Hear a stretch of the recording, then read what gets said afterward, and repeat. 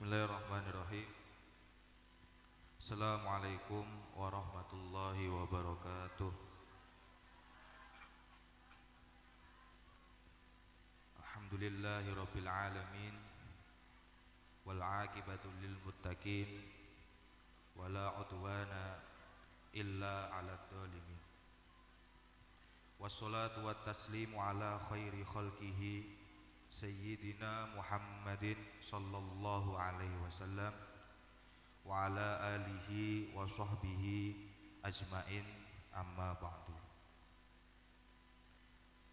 Hadratal muhtaramin, dumateng para alim, para ulama, para tokoh masyarakat,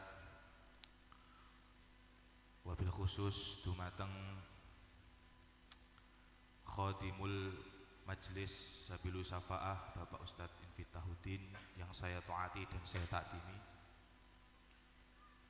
yang saya hormati kepada grup Sholawat Sabilus Syafa'ah dan kepada hadirin wal hadirat yang dirahmati oleh Allah Subhanahu wa taala.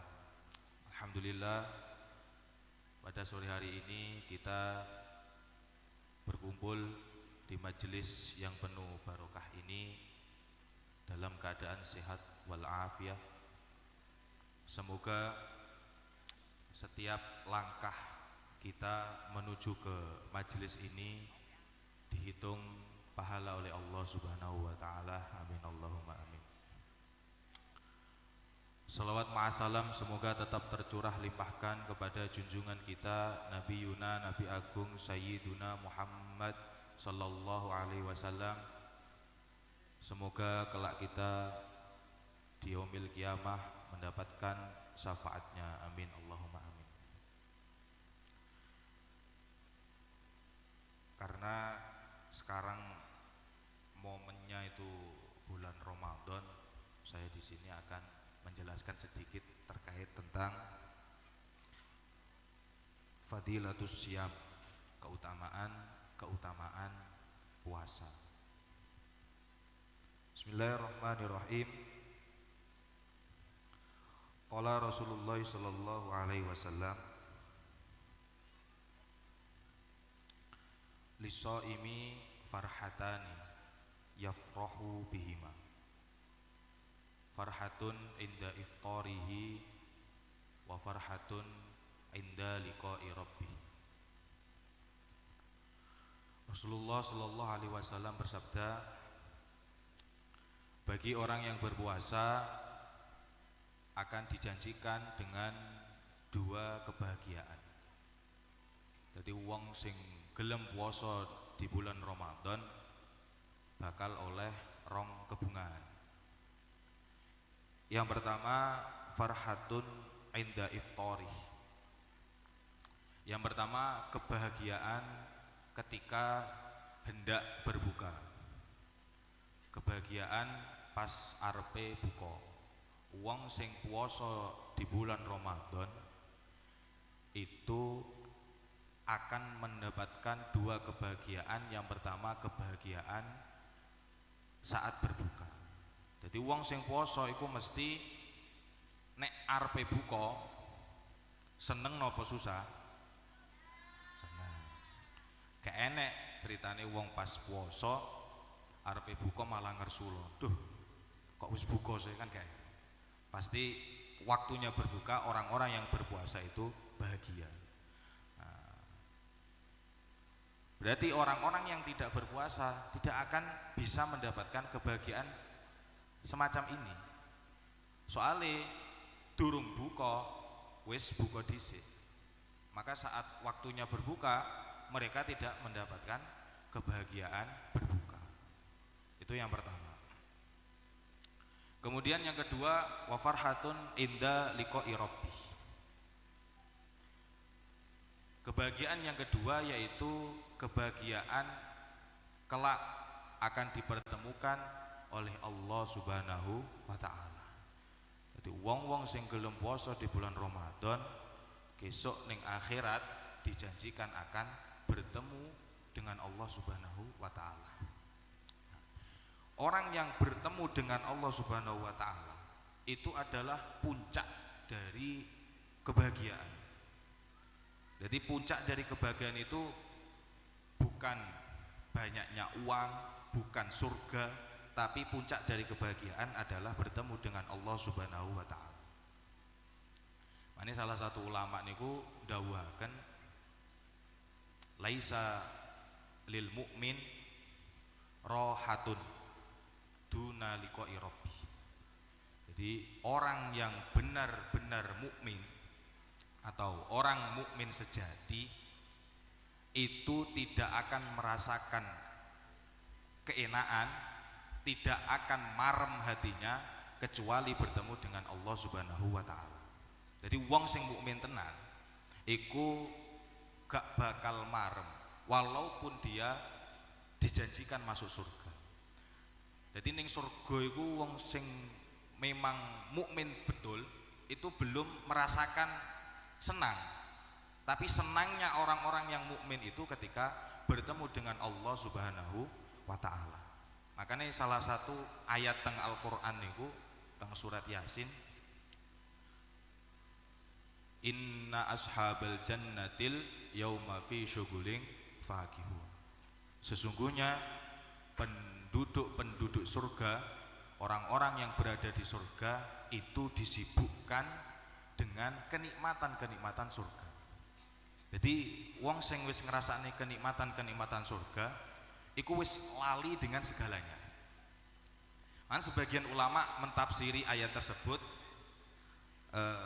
dengan yakni idza kana finnari ahluhum wa iyaluhum wa aqribauhum ansahumullahu ta'ala zikrahum hatta la yaktamu bizikrihi li'annal jannata laisat bidari hammin wala ghammin. Jadi orang-orang yang masuk surga akan disibukkan dengan kenikmatan-kenikmatan surga.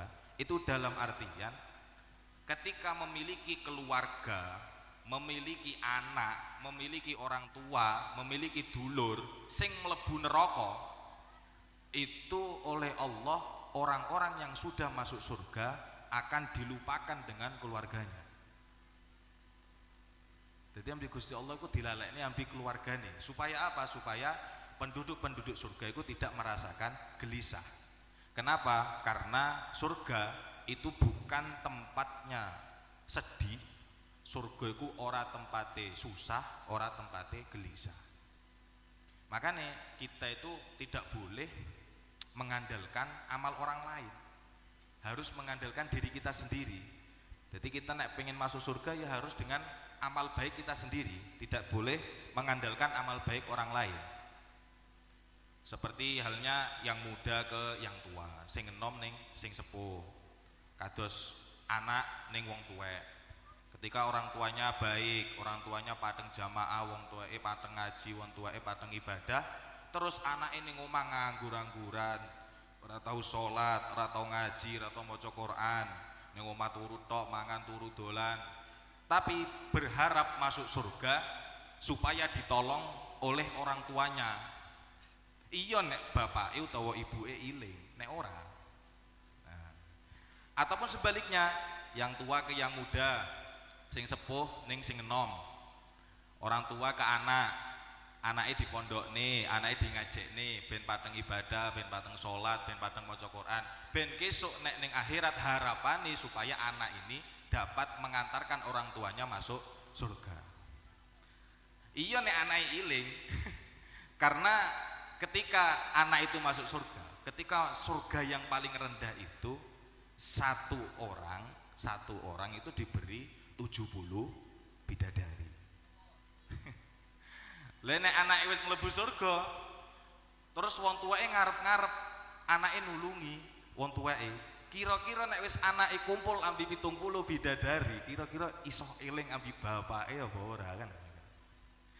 Makanya oleh Allah orang-orang yang sudah masuk surga itu dilupakan dengan keluarga-keluarganya, kerabat-kerabatnya yang sudah masuk neraka. Ya tadi tujuannya supaya orang-orang yang sudah masuk surga tidak kepikiran atau tidak susah memikirkan keluarga-keluarganya yang masuk neraka. Makanya dhewe gak oleh ngandelne amale wong liya. Selanjutnya pada ayat selanjutnya ada ayat salamun qaulam mir rabbir rahim. Jadi Allah langsung memberikan keselamatan, memberikan salam yang berupa selamat kepada penduduk-penduduk surga. Jadi Gusti Allah marani penduduk-penduduk surga untuk mengucapkan selamat. Selamat karena sudah masuk surga, karena dulu di dunia sudah sabar melaksanakan ketaatan dan sabar meninggalkan kemaksiatan. Nah, ayat itu sebagian ulama menafsiri fayang duru ilaihim wayang duruna ilaihi ta'ala. Jadi ketika Allah mengucapkan selamat kepada penduduk-penduduk surga, itu langsung tatap muka. Allah menatap penduduk-penduduk surga, penduduk-penduduk surga pun langsung menatap Allah Subhanahu wa taala. Wala yaltafituna ila syai'in min na'imin madamu yang duruna ilaihi. Fayang saunan na'ima kullahu biladzati musyahadati jamalizil jamal. Nah, ketika penduduk surga langsung bertatapan dengan Allah, maka seketika itu penduduk surga lupa dengan kenikmatan-kenikmatan yang ada di samping kanan kirinya. Jadi wis lali ning bidadari ini mau wis lali. Karena sudah merasakan lazatul musyahadah. Karena sudah merasakan enake mandeng zate Allah Subhanahu wa taala. Sampai lali ning kenikmatan-kenikmatan surga yang telah diberikan oleh Allah. Nah, makanya kita kembali ke topik awal tadi bahwa orang-orang yang berpuasa akan mendapatkan dua kebahagiaan. Yang kedua yaitu ke puncak dari kebahagiaan. Yaitu apa? Kebahagiaan ketika kelak di akhirat bertemu dengan Allah Subhanahu wa taala. Makanya awake dhewe ketika bulan Ramadan seperti ini ya harus memperbanyak kebaikan, harus memperbanyak amal baik, juga harus meninggalkan kemaksiatan-kemaksiatan, apalagi tidak berpuasa. Kudu puasa. Karena ya tadi janjinya Allah itu pahala orang yang berpuasa itu sangat besar dan janji-janjinya pun sangat banyak. Bun, lanjut. Wa qala Rasulullah sallallahu alaihi wasallam la khulufu fammis shaimi atyabu indallahi mirrihil miski. Rasulullah sallallahu alaihi wasallam bersabda, sesungguhnya bau mulut orang yang berpuasa abape wong sing puasa. Berarti nek abab iki kan cangkeme wong sing ngurung sikatan ya. Abape wong sing puasa iku menurut Gusti Allah, di sisi Allah itu lebih wangi daripada minyak misik. Tapi perlu digarisbawahi, indallah, tapi di sisi Allah, ora di sisi koncone utawa di sisi wong sing ning parke. Nek di sisi koncone abape wong sing poso ya panggah badak. Terutama vokalis iki ya. Mari ngaji ning kene la khulufu fami shaim atyabu indallah. Akhirnya pas budal sholawatan ora sikatan nyemuanyi bae sakne koncone. Nah, hadis ini la khulufu fami shaim itu menjadi salah satu dasar dari bab fikih. Salah satu dasar dari bab fikih yaitu bab siwakan. Siwakan wasiwaku mustahabun ala kulli hal. Siwakan itu kan damel sikatan tapi pakai kayu arok, pakai kayu nih. Cuma nek sing gak duwe sikatan pakai pasta gigi itu juga bisa disebut siwakan kalau di dalam hatinya ada niat siwakan. Jadi pas adus utawa pas arep turu sikatan, di dalam hatinya niat siwakan, niat ingsun siwakan krono Allah, itu sikatane itu ganjaran siwakan. Nah, hukum sikatan atau siwakan itu sunnah, disunahkan di semua kondisi. Jadi dhewe sikatan iku sunah. Pokok ning ati niat siwakan. Nah, itu disunahkan di setiap kondisi. Illa ba'da zawali lisoim, kecuali bagi orang yang berpuasa. Jadi wong sing poso itu tidak disunahkan bersiwak atau sikatan setelah masuknya waktu sholat duhur. Tadi kan wong sing poso ora sunah siwakan setelah masuknya waktu sholat duhur. Nah sebelum masuknya waktu sholat duhur, berarti mulai mari sahur sampai waktu duhur itu tetap masih disunahkan. Nah, saiki perinciannya. Kenapa kok pada saat sebelum waktu duhur sikatan itu tetap disunahkan? Karena bau mulut yang disebabkan pada waktu sebelum masuk waktunya sholat duhur itu bau mulut yang disebabkan makanan kita saat sahur. Jadi nek awake dhewe sahur, mari ngono awake dhewe turu tangi-tangi jam 8 abape mambu sikatan itu tetap sunah.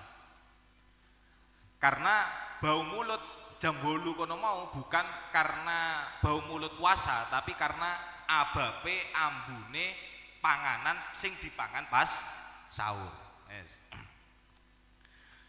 Kemudian umpama awake dhewe sikatan pada sebelum waktu duhur posisinya berpuasa, itu gak apa-apa, tetap disunahkan.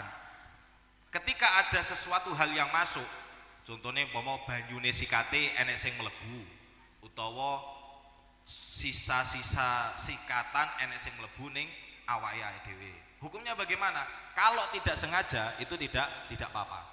Kalau tidak sengaja tidak batal.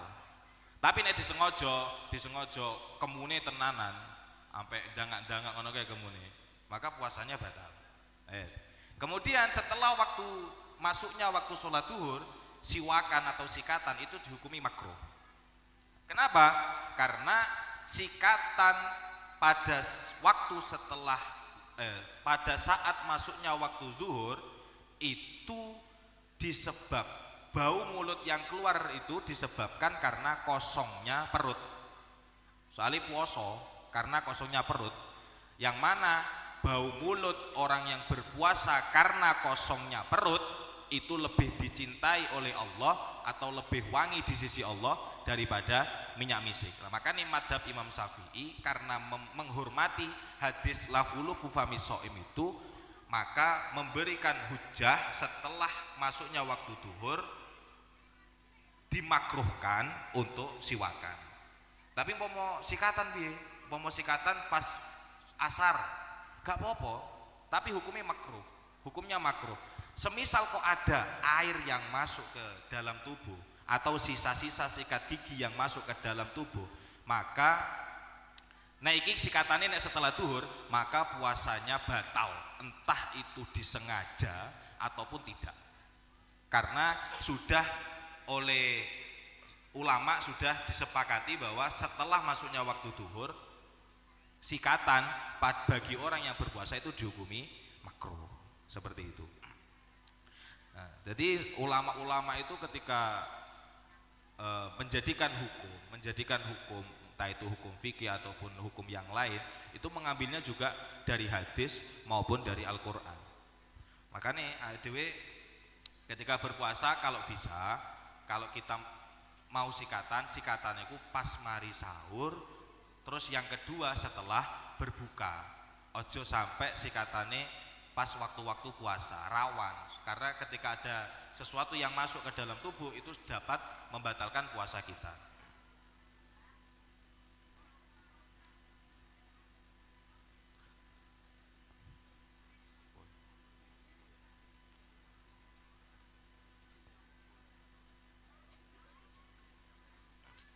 Oke, selanjutnya. Waqala Rasulullah sallallahu alaihi wasallam, qala Allah Ta'ala, kullu hasanatin bi asri amsaliha ila sab'i mi'ati dhofin illa siyama fa innahu li wa ana ajzibi. Rasulullah Shallallahu Alaihi Wasallam bersabda, Allah Subhanahu Wa Taala berfirman bahwa setiap satu kebaikan yang kita lakukan itu akan mendapatkan 10 pahala, dan itu dapat berlipat ganda sampai 700 kali lipat. Jadi umpama awake dhewe iku melakukan satu kebaikan, contoh sedekah. Ketika kita sedekah 1, maka oleh Allah diberi pahala 10. Berarti ketika kita sedekah 5, maka oleh Allah diberi pahala 50. Dan pahala itu dapat dilipat gandakan sampai 700 kali lipat. Maksudnya pripun? Maksudnya ketika kita melakukan kebaikan pada hari-hari tertentu ataupun bulan-bulan tertentu, maka pahalanya akan dilipat gandakan. Contoh, ketika kita awake dhewe sedekah ning bulan Ramadan. Kok awake dhewe gelem sedekah pada saat bulan Ramadan, yang mana pada hari-hari biasa satu sedekah pahalanya 10, nah awake dhewe sedekah pas bulan Ramadan iso dikai pahala 100. Iso dikai pahala 200 sampai 700. Makanya awake dhewe ketika bulan Ramadan ini, karena bulan Ramadan ku bulan penuh berkah, bulan dilipatkan pahalanya Allah, bulannya kebaikan, bulannya Al-Quran, maka kita harus memperbanyak kebaikan-kebaikan yang kita lakukan di dalam bulan Ramadan. Contoh, membaca Al-Quran. Sebagai umat Islam, seharusnya kita itu harus rajin membaca Al-Quran. Minimal 1 tahun itu hatam 2 kali. 1 kali sebelum Ramadan, 1 kalinya pada saat Ramadan. Nah iso Ramadan niku ngatamaken Quran pada 1 bulan penuh, minimal 1 kali. Bukan hataman darusan, boten. Jadi hataman maca Quran dhewe. Kenapa? Karena kebaikannya sangat besar, pahalanya sangat besar. Dawe Kanjeng Nabi, man qara'a harfan min kitabillah falahu bihi hasanatun. Wal hasanatu bi asari amsaliha. La aqulu alif lam mim harfan, walakin alifun harfan, walamun harfan, wa mimun harfan. Jadi barang siapa sapa wonge sing maca Al-Qur'an, sing maca 1 huruf dari Al-Qur'an, maka oleh Allah itu dihitung 1 kebaikan. Jadi 1 huruf itu bukan alif lam mim. Tapi nek lafate alif lam mim itu yang dihitung 1 huruf, alif 1 huruf, lam 1 huruf, mim 1 huruf. Berarti alif lam mim ada 3 huruf. Lah mau 1 kebaikan itu mendapatkan pahala 10. Berarti nek awake dhewe maca Quran alif lam mim itu wis itu pahala 30. Lah nek macane ning bulan Ramadan otomatis pahalanya dilipat gandakan. Maka nek dhewe harus banyak-banyak beribadah pada saat bulan Ramadan. Kemudian dawuh Gusti Allah, illas siyama fa innahu li wa ana ajzibi. Kecuali pahala ibadah berpuasa. Jadi pahalane ibadah berpuasa itu yang mencatat langsung Gusti Allah Subhanahu wa taala. Beda dengan pahala-pahala ibadah yang lain, contoh sedekah. Awake dhewe sedekah sepisan pahalane 10, sing nyatet malaikat. Umpama sedekah ini bulan Ramadan pahalane 100, sing nyatet malaikat. Kecuali pahalane wong sing puasa. Pahalane wong sing puasa sing nyatet langsung Gusti Allah Subhanahu wa taala. Kenapa seperti itu? Karena pahala berpuasa itu sangat banyak sehingga malaikat tidak mampu untuk mencatatnya sendiri. Jadi sing nyatet langsung Gusti Allah Subhanahu wa taala. Makanya rugi sangat wong sing bulan Ramadan ora gelem ngelakoni puasa. Rugi, sangat-sangat rugi. Makanya dhewe ketika bulan Ramadan ini yang pertama harus menjaga puasa. Yang kedua harus memperbanyak kebaikan-kebaikan. Kemudian yang ketiga meminimalisir kemaksiatan-kemaksiatan yang biasa kita lakukan di selain bulan Ramadan. Mungkin niku mawon ingkang saged kaula aturaken. Sedaya kelepatan kula nyuwun pangapunten ingkang kathah. Wallahu muwaffiq ila aqwamit thoriq. Wassalamualaikum warahmatullahi wabarakatuh.